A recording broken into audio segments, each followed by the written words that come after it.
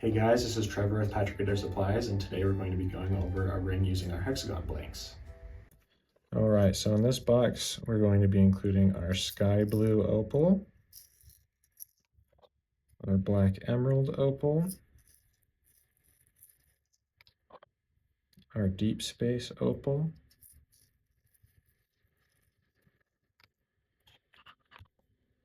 our blue glow powder, our green glow powder, our aqua glow powder, and our hexagon ring blank. All right, so to choose how many rows you want for the hexagon rings, I like to count each one of these small little sides, and each one corresponds with a row of hexagons.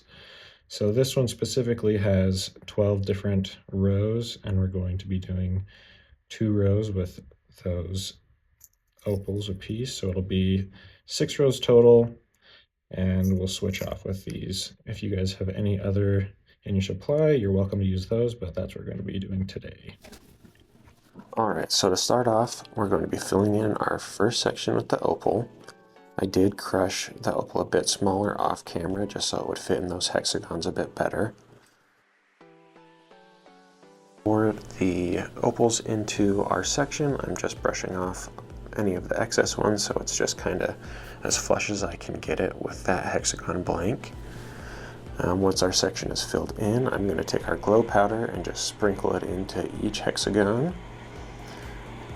After it is in, I am just going to blow a little bit of the excess off so that it is as low to the blank as I can. It also will kind of help it get in between any cracks left by the opals. And then I'm going to take our super thin CA and put just a tiny bit in each one of those hexagons. I'm just doing enough to get it wet and hold everything in place, and wet enough so that I can pour this extra opal on top to build it up more.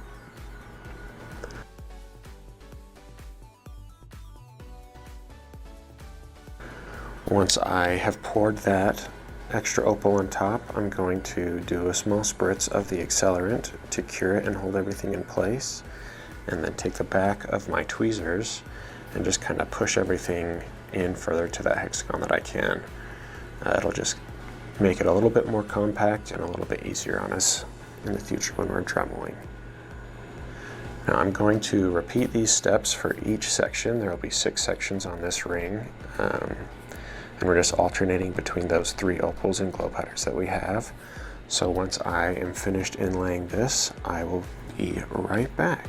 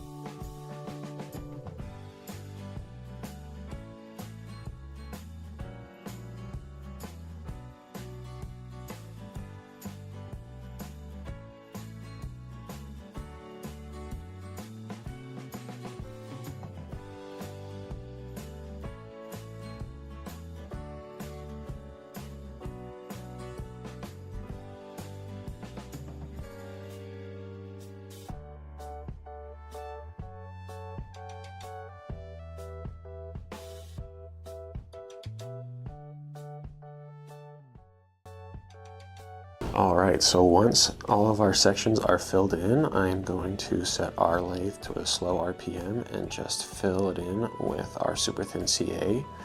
I'm going to do 2 layers of this just to fill in any low spots we might still have with that opal and make everything nice and uniform.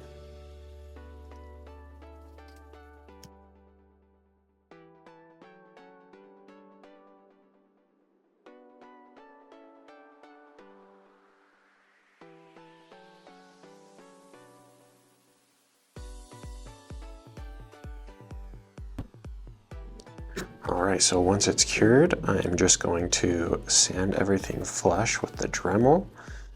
It is titanium, so try not to be too aggressive with the Dremel. If you do sand a little bit more than you want, it's not a huge deal. It'll just take a little bit more sanding in the finishing process. But I just like to take my time and Dremel until the titanium kind of shines, just so you know that you got that glue layer off. And once I'm finished dremeling, once it's flush, I'm going to do a pass with 220 grit wet sand to clean up any scratches left from the Dremel and expose any imperfections or voids in the ring.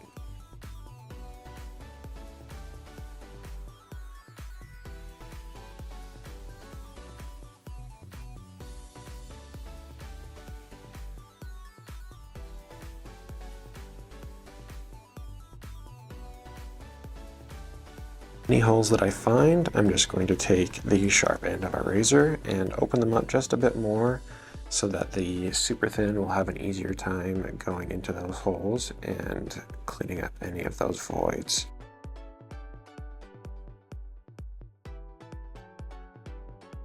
And after all those voids have been opened up, I'm going to do one more layer of our super thin.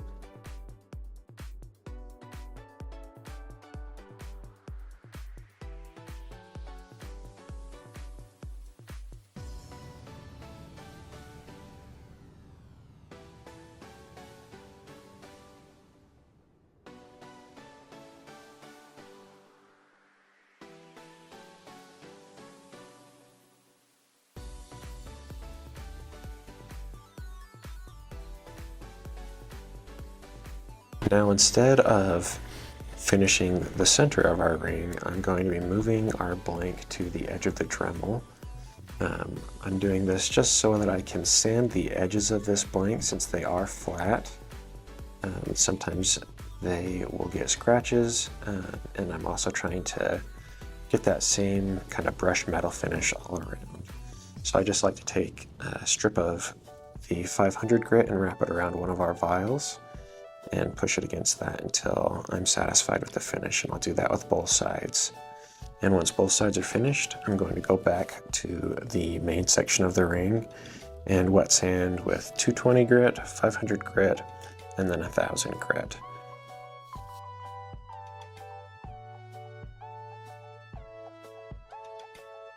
And once I am done with the 1000 grit, I'm going to do a precursory check, make sure that there aren't any holes or voids left.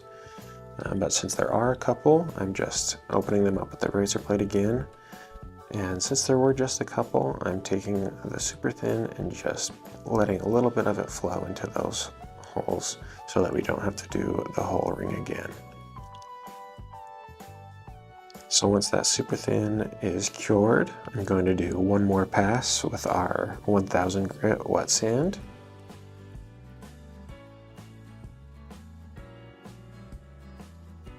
And then I'm going to check the ring one more time to see if there's any holes or voids. And if there are, I'm just going to keep doing this until there aren't any left. But since there aren't any, I'm going to take a little bit of our step 1 polishing paste and add that to a paper towel and just hit the ring with that to give it a nice shine. Once that is finished, I want the inside of the ring to match our sides and outside, so I'm taking an abrasive polishing pad or an abrasive buffing pad and sanding off the inside with a Dremel. It'll give us a nice brushed metal look, and then after that we are done.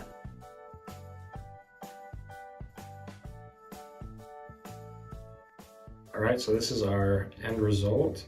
Super happy with how the ring turned out. I think the glow colors go really well with the opal colors. Overall, I think you guys should have a nice time making it, and we hope to see you on the next one.